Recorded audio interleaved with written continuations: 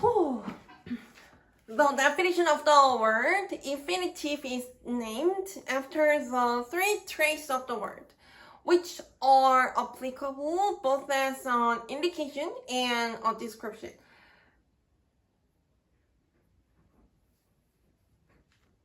The role of the infinitive is indefinite before the infinitive is applied in a clause. The trait of a word is or differentiated as on indication or or description.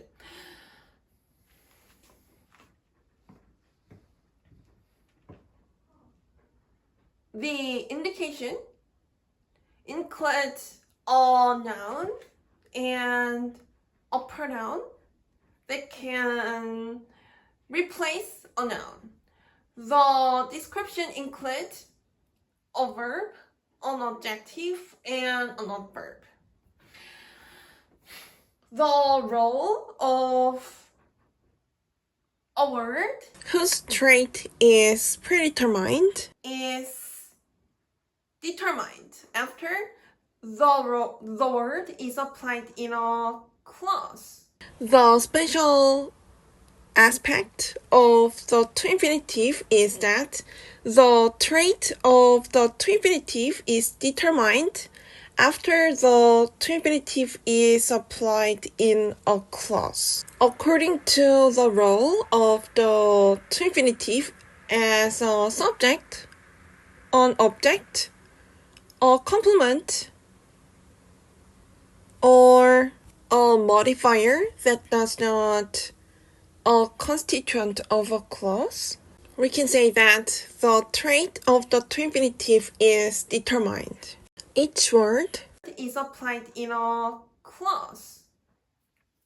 That is the unit of a sentence. The role of a word can be a constituent of a clause, a subject, a verb, a subjective complement, an objective complement, that can be categorized into the complement and an object. as the root infinitive that has the same form as a verb is grouped with a preposition to that is one of the adverbs. We can understand that the speaker intends to apply the to infinitive with a role except a role as a verb. So I told you about the role that the to infinitive has in a clause into a subject, an object, a complement, or a modifier that an adverb can have. Basically, we can understand that a clause is constituted with a subject, a verb, and the other constituents, including an object or a complement. There are three clauses that are good to review the trait of the to infinitive as a noun, the trait as an adjective, and the third clause is About the application of the to infinitive with the trait of an adverb.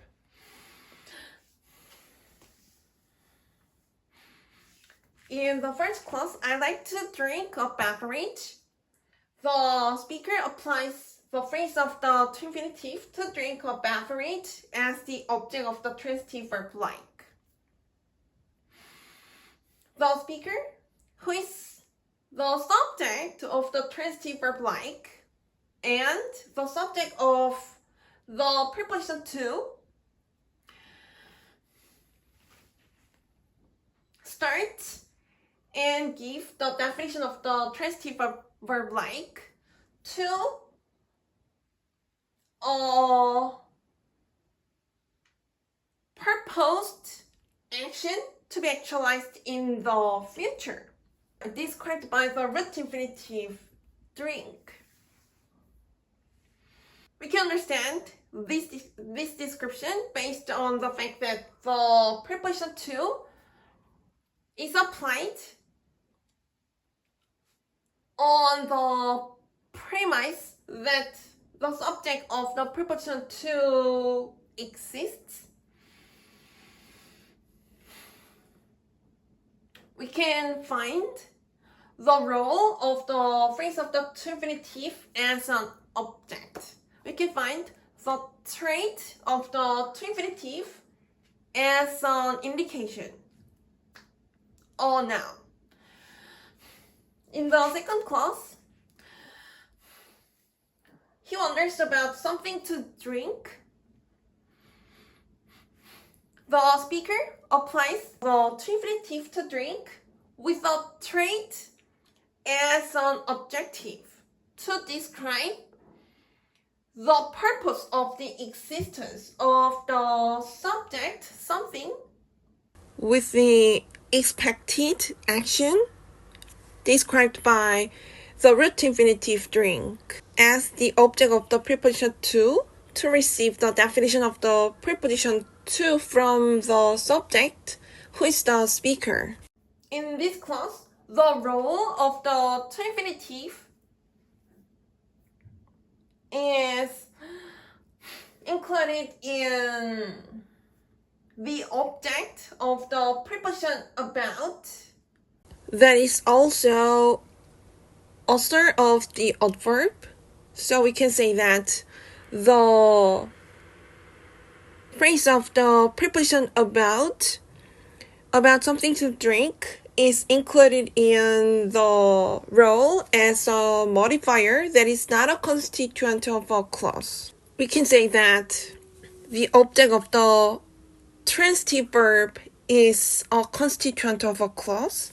The object of the preposition is also essential to complete a clause. However, the phrase of the preposition that is included in the role as a modifier can be abbreviated if the speaker intends to deliver the simple intent without the application of the adverb. So we can say that the clause he wonders is a completed clause without the application of an adverb and delivers the intent of the speaker to describe the condition of the subject with the only descriptive word, that is the intransitive verb wonder.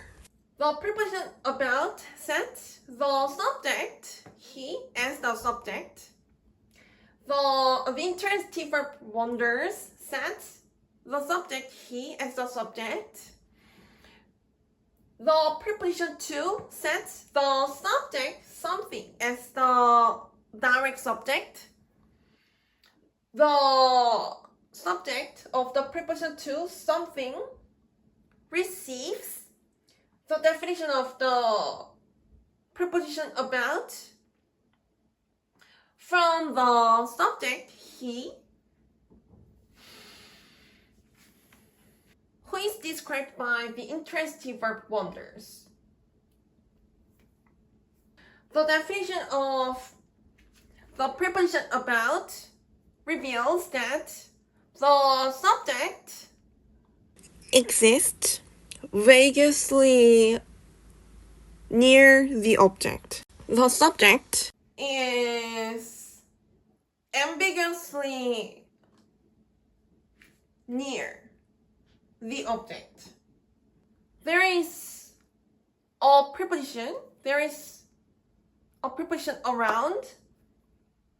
The definition of the preposition around describes the subject is clearly not at the object, but near the object. Let's suppose that the difference between the preposition about and the preposition around can be understood in this way.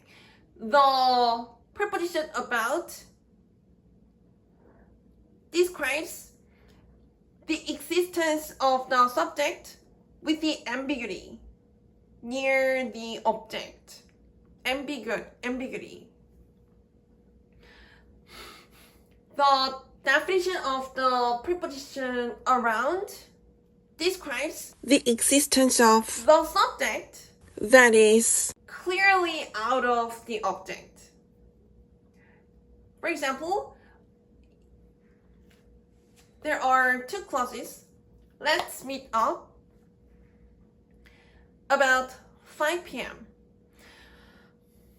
This tells us that the speaker suggests that the listeners and the speaker gather up before and after or at the exact time of the 5 p.m. Like from 4:50 to 5:10. There can be a range, including the object of the preposition about 5 p.m. The speaker said, let's meet up around 5 p.m. This means that the speaker suggests that the listeners and the speaker gather up